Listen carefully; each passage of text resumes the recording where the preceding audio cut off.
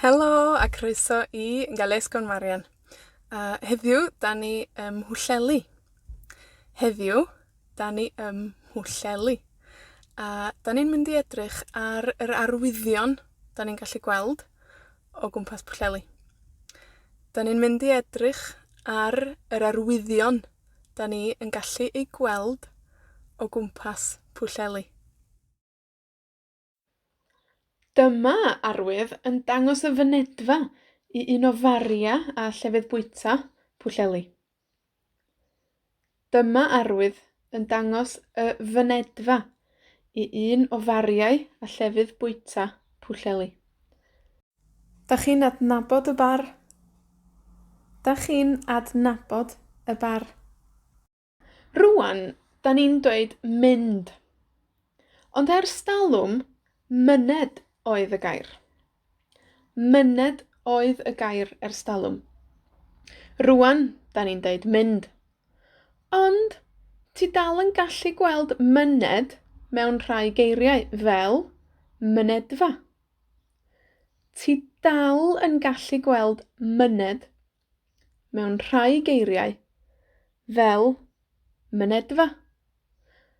A hefyd, y gair mynediad.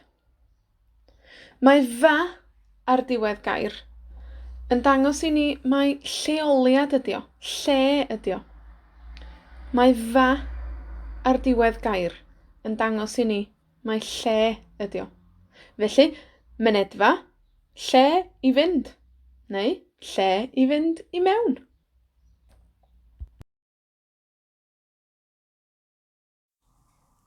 Tasech chi'n cyrraedd harbwr Pwllheli ac yn mynd neu yn cerdded o'r harbwr i'r dref, basech chi'n pasio yr arwydd yma.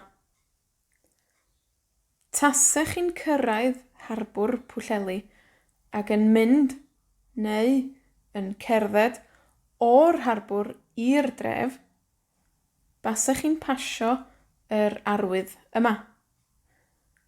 Mae'n dangos i chi lle mae'r canol. Mae'n dangos i chi lle mae canol y dref.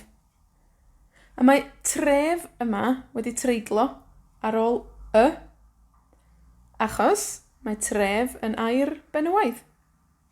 Mae tref yn air benywaidd, felly mae o'n treiglo ar ôl y. Y dref. Wrth gerdded ymlaen ar hyd harbwr Pwllheli, dach chi'n pasio yr adeilad yma. Wrth gerdded ymlaen ar hyd harbwr Pwllheli, dach chi'n pasio yr adeilad yma. A tasech chi'n edrych i fyny, basech chi'n gweld yr arwydd yma. Deintyddfa. Deintydd, wrth gwrs, ydi person sy'n edrych ar ôl eich dannedd chi. Deintydd ydi person sy'n edrych ar ôl eich dannedd chi. Dylech chi ymweld â'r deintydd bob 6 mis yng Nghymru. Dylech chi ymweld â'r deintydd bob 6 mis yng Nghymru. A da ni'n gwybod bod fa yn dangos mai lle ydi hwn. Felly, dyma'r lle mae'r deintydd yn gweithio.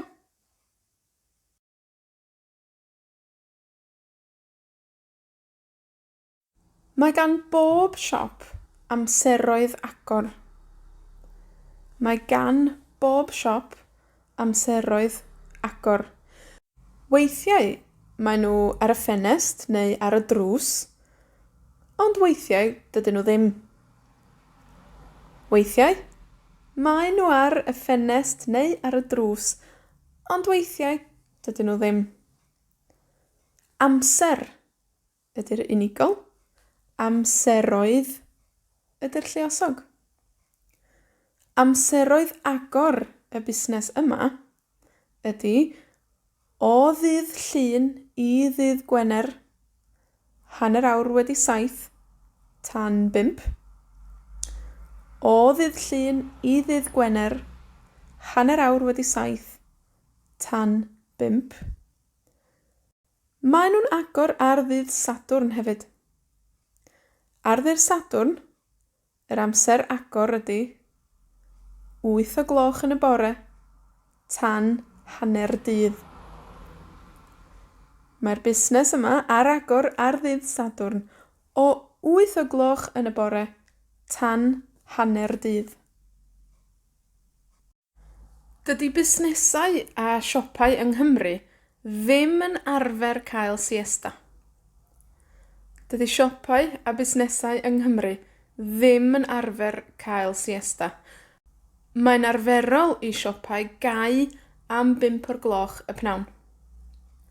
Mae'n arferol i siopau gau am 5:00 y pnawn.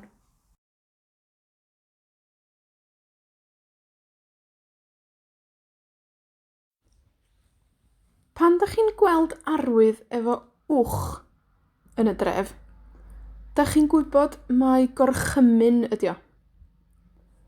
Pan dych chi'n gweld arwydd efo wch yn y dref, dych chi'n gwybod mai gorchymyn ydi o. Mae'n deud wrthoch chi bod rhaid i chi wneud rhywbeth. Mae'n deud wrthoch chi bod rhaid i chi wneud rhywbeth, neu beidio gwneud rhywbeth. Beth mae'r arwydd yma yn ddeud wrthon ni? Beth mae'r arwydd yma yn ddeud wrthon ni? Wel, mae'n deud wrthon ni i wisgo gorchudd wyneb. Rhaid i ni wisgo gorchudd wyneb cyn mynd i mewn i'r caffi yma. Rhaid i ni wisgo gorchudd wyneb cyn mynd i mewn i'r caffi yma. Gorchudd wyneb ydy rhywbeth sy'n gorchuddio'r wyneb. Rhywbeth sy'n gorchuddio'r wyneb ydy gorchudd gwyneb. Felly, rhywbeth sy'n mynd dros y trwyn a'r geg. Rhywbeth da ni'n wisgo dros y trwyn a'r geg fel masg.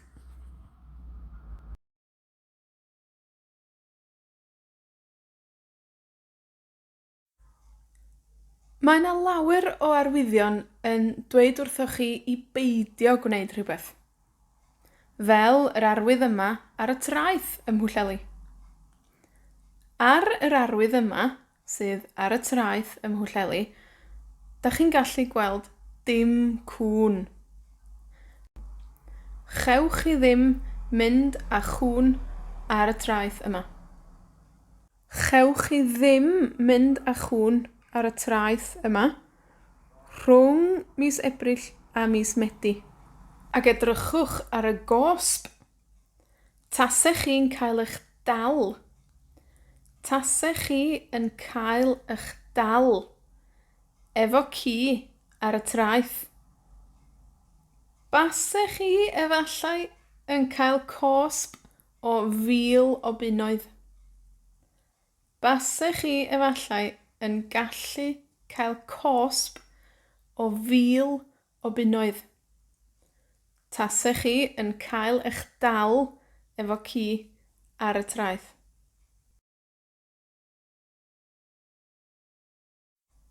Yma, chewch chi ddim parcio dros nos.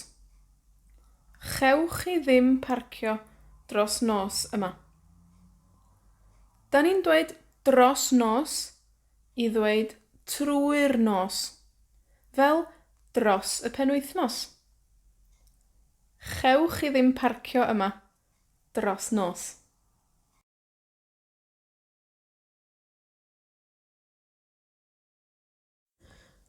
Pan mae rhywun yn gwerthu tŷ, bydd 'na arwydd o flaen y tŷ yn deud ar werth. Pan mae rhywun yn gwerthu tŷ, bydd 'na arwydd o flaen y tŷ yn deud ar werth. Mae'r tŷ ar werth. Mae'r tŷ yn cael ei werthu. Mae'r tŷ yn cael ei werthu.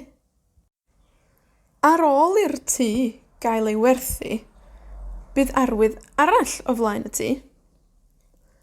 Ar ôl i'r tŷ gael ei werthu, bydd arwydd arall o flaen y tŷ. Ar ôl i'r tŷ gael ei werthu, bydd yr arwydd yn deud gwerthwyd. Mae'r tŷ wedi cael ei werthu. Mae'r tŷ wedi cael ei werthu. Gwerthwyd y tŷ. Ffurf amhersonol y ferf ydi hwn, yn y gorffennol. Mae'n gyffredin iawn yn Gymraeg.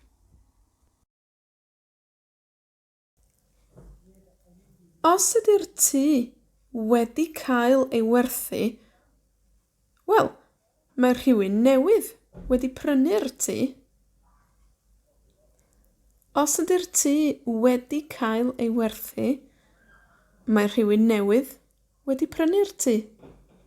Mae'r tŷ wedi cael ei brynu.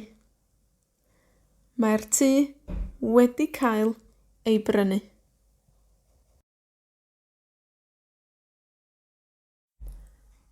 Da ni yn diolch i berson ac yn diolch am rhywbeth.